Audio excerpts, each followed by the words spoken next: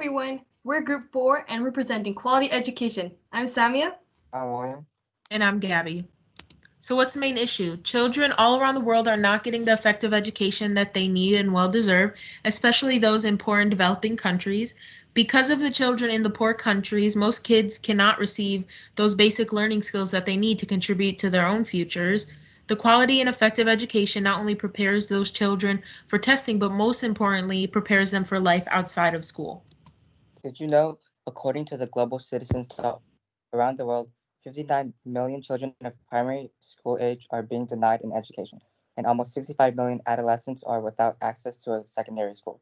According to a 2014 global ACEI blog, in most developing countries, public school is not free. The cost of books, uniforms, and teacher salaries are borne by the students' families.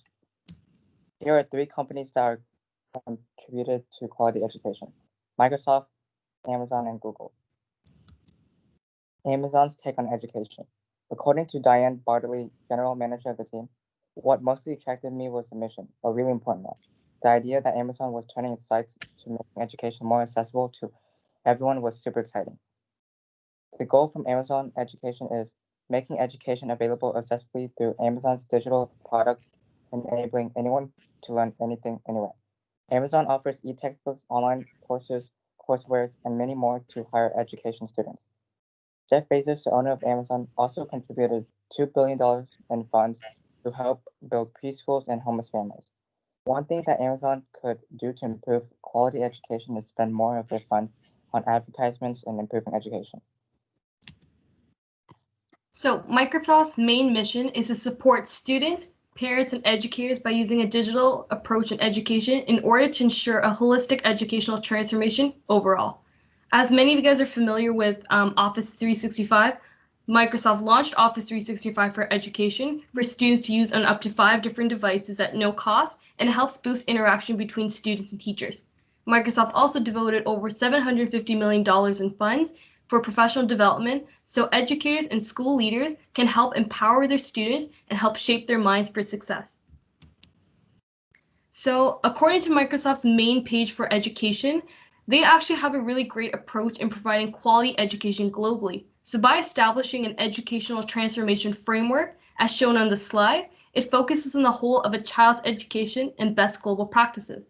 An effective component of this model includes physical and virtual learning environments, which makes learning accessible for all. For example, the usage of Microsoft Teams. The one thing I may challenge about their solution is whether or not Microsoft can support those who live in further geographical regions or rural areas with limited resources and technology. So, what's Google's take on education?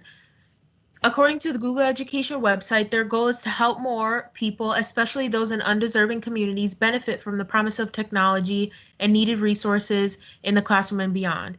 Google has overall $250 million contributed to grant fundings to nonprofits and national organizations. With nonprofits, they want to help train underrepresented students in the basic skills to prepare them with the adaptive skills that they need to tackle challenges they will face in their futures.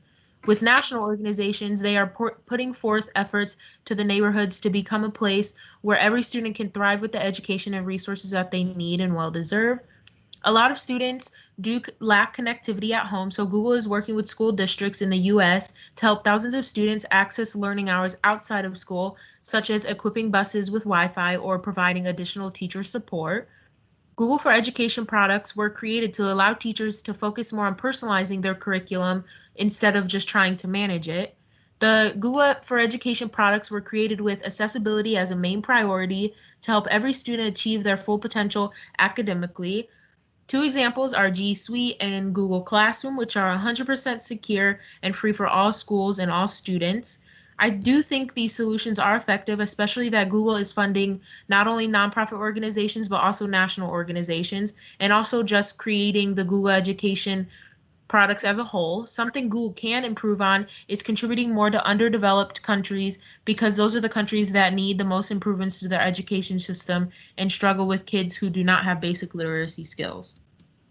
So the main learning outcomes here is that we want people to realize and learn that students around the world not having the access to quality or effective education, whether it be in the US or other parts of the world, is that it is a really big issue to be concerned about.